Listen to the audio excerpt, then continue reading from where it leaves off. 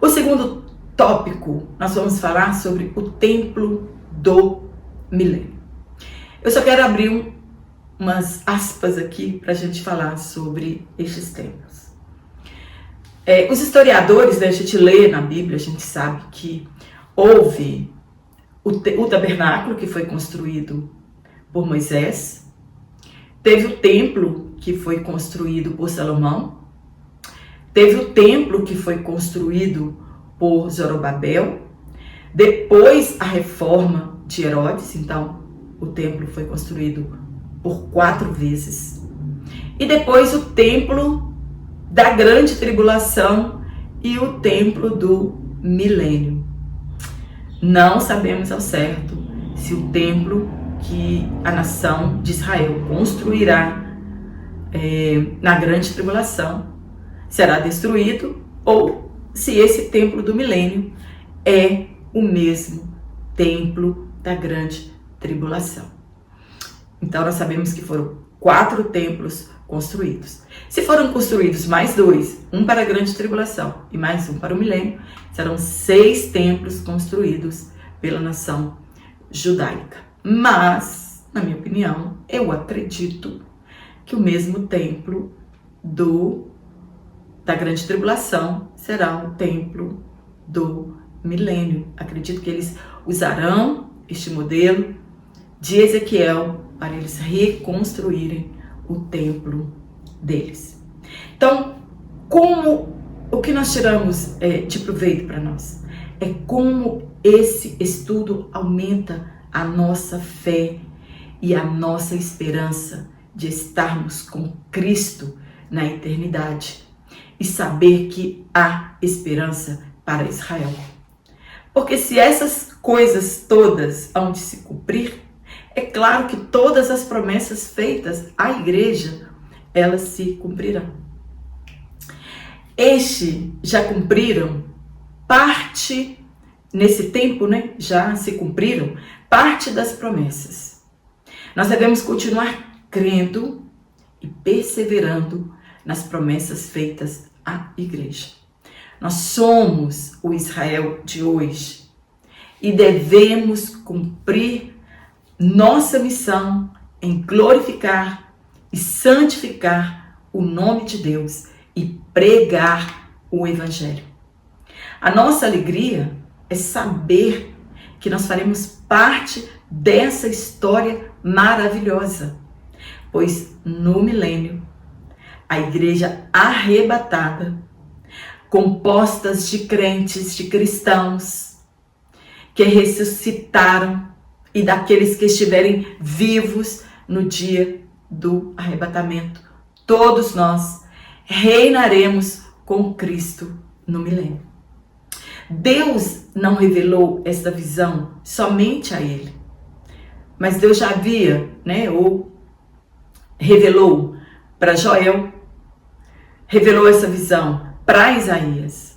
A visão, ela foi para os últimos dias, em que o templo do Senhor estará acima das colinas e as nações correrão para ele. No ponto 1, um templo diferente do tabernáculo, diferente do templo de Salomão, diferente do templo de Zorobabel, mas que há algumas semelhanças neles. O que podemos afirmar aqui é que é difícil a interpretação. Os estudiosos, eles fazem suposições como, entre aspas, pode ser. Então, não tem ninguém afirmando aqui, batendo martelo, não, é isso, sim, é isso. Não, pode ser, provavelmente, tudo indica ser isso ou ser aquilo. É uma linha muito tênue. Nós temos somente o que fora revelado e nos ateremos a esses fatos, os fatos que foram revelados. A dificuldade da interpretação desse novo templo é que aparecem alguns utensílios e rituais do templo antigo e outros já não estão mais presentes nessa visão. O importante analisarmos aqui é que Deus sempre dá um modelo a ser seguido. Ninguém pode fazer nada de sua própria cabeça na obra de Deus. Ah, não, eu acho que... Não, nós devemos olhar a Bíblia Sagrada, que é o nosso manual de regra e fé. E lá tem o modelo de comportamento, de atitudes e de obra e de como trabalhar para a igreja. Então, é lá que devemos olhar o modelo deixado por Deus. Assim como o tabernáculo, Deus deu o modelo para Moisés, ele deu o modelo para Davi e agora ele dá o modelo para as futuras gerações. Deus deu o modelo e a medida da arca de Noé. E quando nós fazemos segundo o modelo dado por Deus, ele responde com a sua glória no ambiente. A igreja ela tem um modelo dado por Jesus Cristo e devemos segui-lo na íntegra. Infelizmente, muitos criaram um modelo distanciado do que está escrito ou descrito no Novo Testamento para a igreja. Nós precisamos voltar ao princípio e seguir o modelo dado por Cristo. Deus, ele é o engenheiro e o arquiteto da criação. O que repete no templo e o que não terá mais neste templo. A área total do átrio exterior, ele será de 49 mil metros quadrados. Mas não haverá um muro que separará o átrio dos gentios e o átrio das mulheres. Esse muro foi derrubado com o sacrifício de Cristo. Se cumprirá no milênio o desejo de Deus. Será uma casa de oração para homens e mulheres de todas as nações. Não haverá separação na adoração.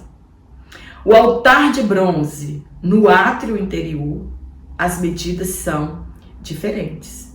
No templo de Salomão, ele tinha 10 metros. E no milênio, ele terá 7 metros. Mas a pergunta que fica para nós é: por que um altar de sacrifício se Jesus já cumpriu no Novo Testamento, morrendo uma única vez por todos? Já foi cumprido este sacrifício. Será que Ezequiel entenderia se ele não visse ali naquele templo o altar de sacrifícios?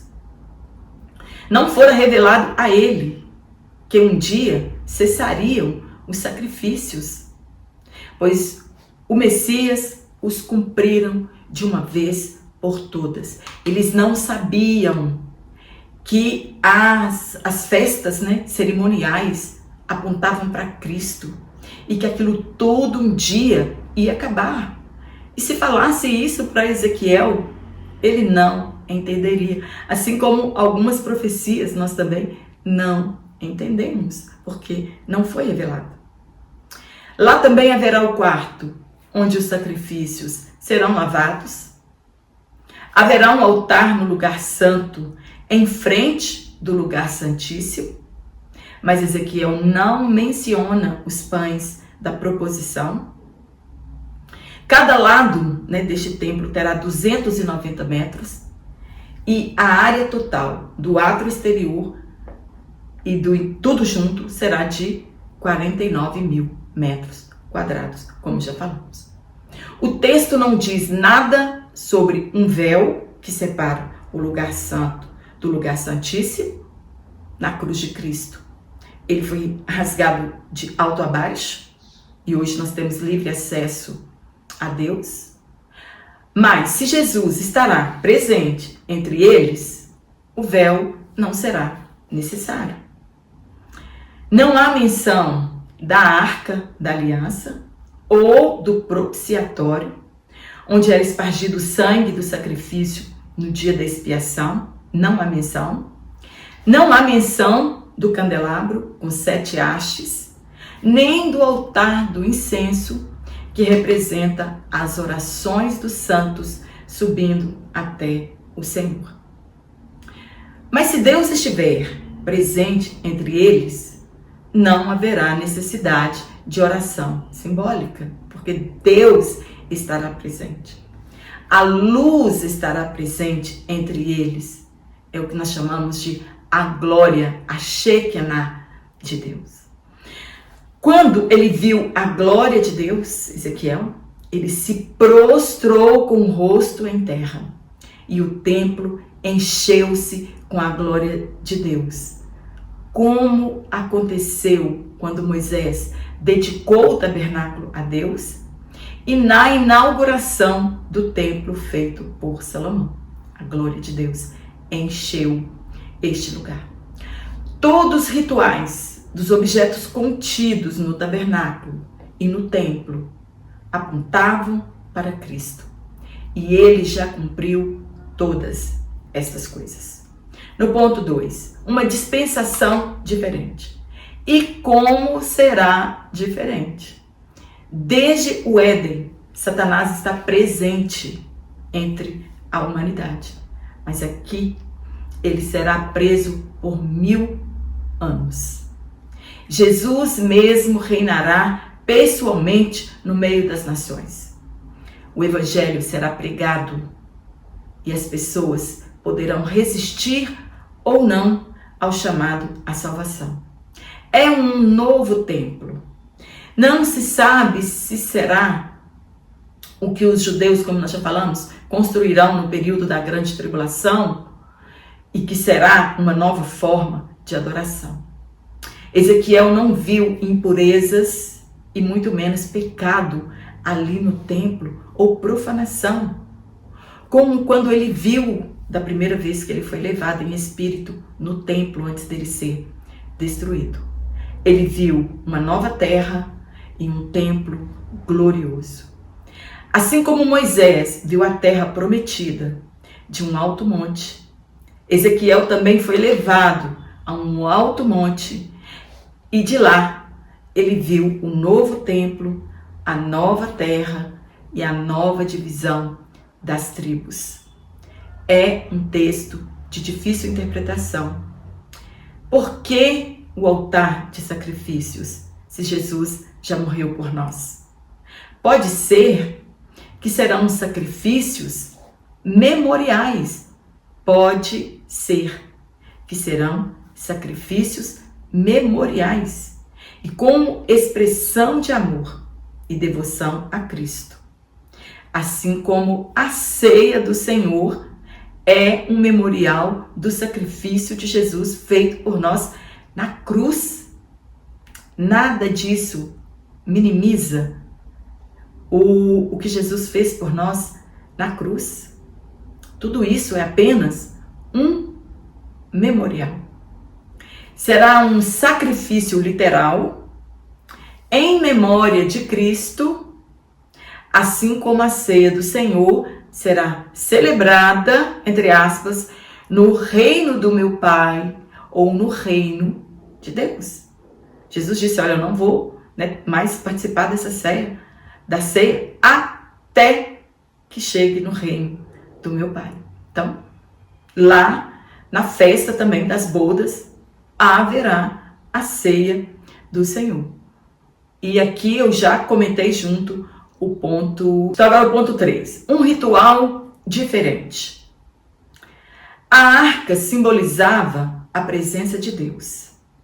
E em Ezequiel, nós vimos a presença de Deus indo embora. A arca não se tem notícia dela desde a destruição do templo e da cidade de Jerusalém. O que aconteceu com ela? Será que Deus permitiria que ela fosse profanada pelos gentios, já que ela representava a presença de Deus? Será que ela está escondida, assim como foi escondido o corpo de Moisés? Nós não temos as respostas. O que sabemos é o que a Bíblia diz, abre aspas, naqueles dias, diz o Senhor, nunca mais se dirá, a arca do concerto. Fecha aspas. Porque a presença de Deus estará.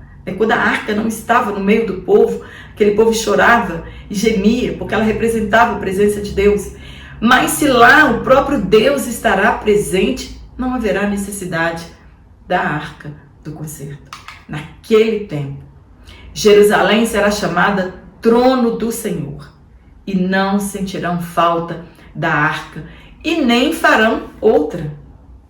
A última vez que a arca foi mencionada foi no reinado de Josias, quando a arca era guardada em outro lugar, e ele mandou que a retornasse ao seu devido lugar, que era no templo, no lugar santíssimo.